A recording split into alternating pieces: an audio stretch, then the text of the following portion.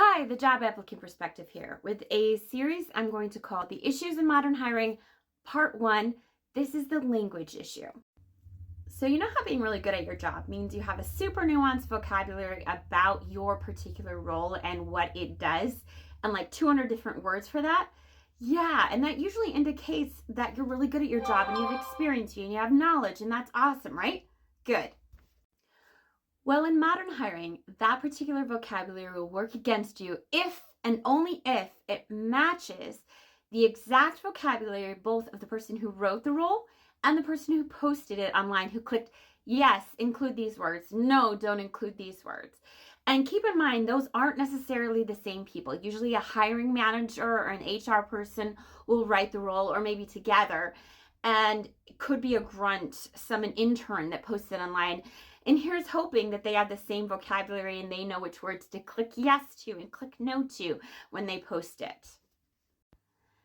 Now, this could work against you in one of two ways. If you're talking about the specifics of the role that you do, if you use the wrong jargon, different from the jargon of the people who posted, which could be very possible given that they're a different company in a different area.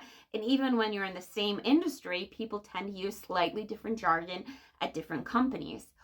Or it could work against you if the titles of the previous roles you had don't match how your new company likes to call those roles. So you could have done exactly the same work, but because you use the term project manager and they like to use the term assistant supervisor, they think, oh, she doesn't have this kind of role, when actually they're the same role, they're just called something else in different companies.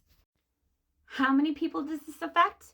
Who knows? We don't. We honestly haven't seen really any data to support the use of ATS systems for how much less bias and more like equality and equity it brings to applicants.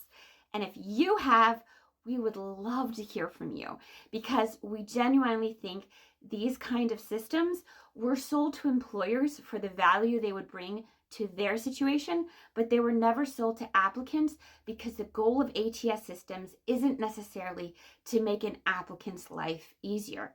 It's to make an employer's life easier. This has been a bit long, but thank you for coming to our jobs talk. We would love to hear from you. Please comment down below and also just engage with us. We want to talk about this. It matters. It affects us.